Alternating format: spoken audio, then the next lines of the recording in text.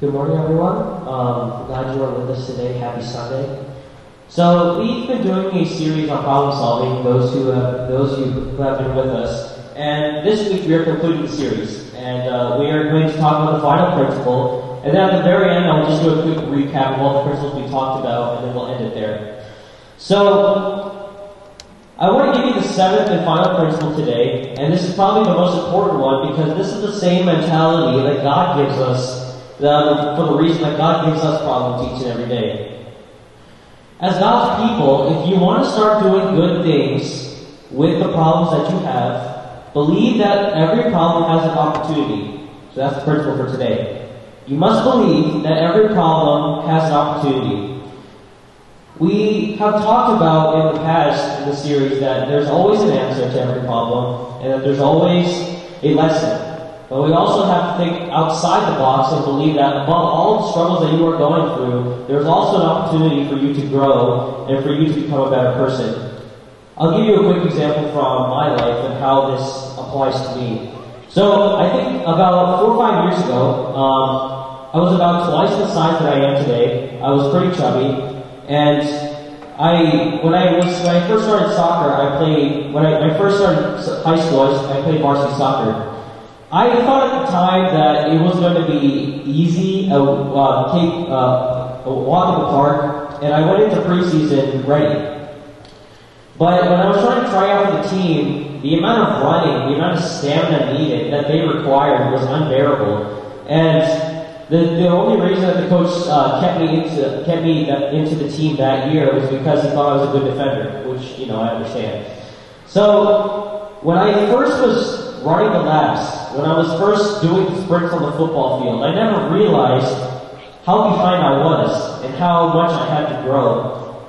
It was very embarrassing at the time because the first thing that we did when we went to practice is we had to run 2 miles across the campus. And the first thing that he would tell us to do is run 10 laps around the football field under 15 minutes.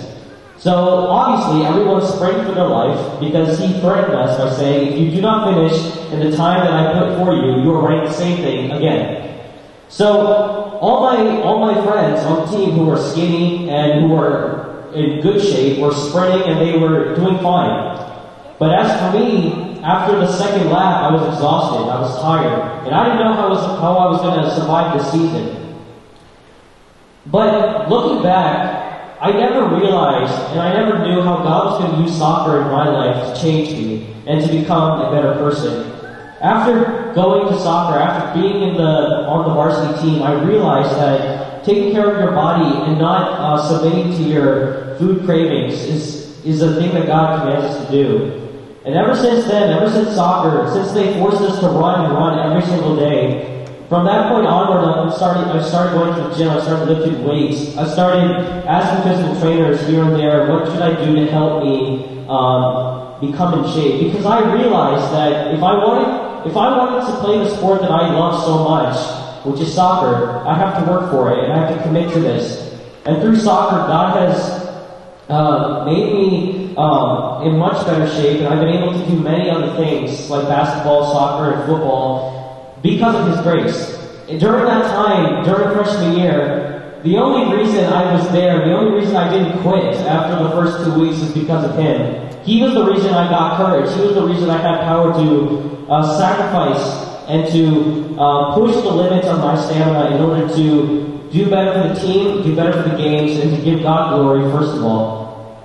So, that's just one example in my life, and I know that many of you have other examples in your life where you look back and you realize that a problem in your life, you never understood why you had it, why you struggled with it, why you deserve it, but then you look back and you realize that it has made you into the woman and man of God that you are today. So, understanding that in every problem that you have, understanding that God is giving us for a reason, and that in every problem there's an opportunity to grow. There's an opportunity to become mature spiritually, physically, and mentally. Whatever it may be, God always looks out for the best of us, and He knows the divine plan that He has instigated for each and every one of our lives. And when we look at a problem, we shouldn't look at it as like a devil. We shouldn't look at it as something that we should fear, as something that God is punishing us. Rather, we should see the truth. We should see the rewards that we can take from this problem. So knowing that, I just want to review all the principles we've talked about so far. Week 1, we talked about facing reality, and we discussed before how it is not the right thing to ignore the problems, to toss them out to the side, and just continue to proceed with your life as if they're not there. Week 2, we talked about asking for help, and we realized how, for humans, this is one of the hardest things for us to do, to ask someone for help, because it requires us to diminish our pride. It requires us to diminish our reputation as a perfect person, and to ask someone for help in your time of need. Week number 3, we talked about how we shouldn't add to the problem. Many times when we have a problem, we want to make the right decision, but we keep on procrastinating. We keep on overthinking our steps. And because of that, we waste time, we waste our energy, we waste our sacrifice, when we should have been using that time to serve God and other people as well. Week 4, we talked about creating momentum, and we talked about how if we do not have the momentum, if we do not take the initiative as God's people to fix the problems that we have, any obstacle will stop us. Any problem will obstruct us from moving forward. We talked about the analogy of the train, how if it goes 80 miles per hour, it can even break even the most concrete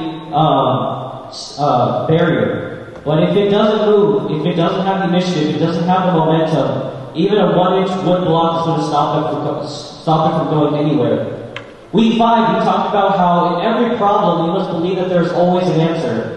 The minute you think about that, the minute that you put that in your mind, every problem, every hardship that you might go through, you will keep on dwelling on that problem. You'll keep on persevering. If you look at a problem and you think it's impossible, that you'll never find an answer, you're going to simply toss it aside. You'll simply regard it as something that's not worth your time. Week 6, we talked about how we must believe last week that there's always a lesson in every problem.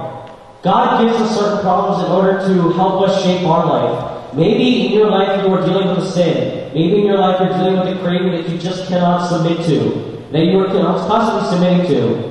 Maybe there's a temptation in your life that you just want to overcome, but you're not. And you're giving Satan and your flesh the upper hand.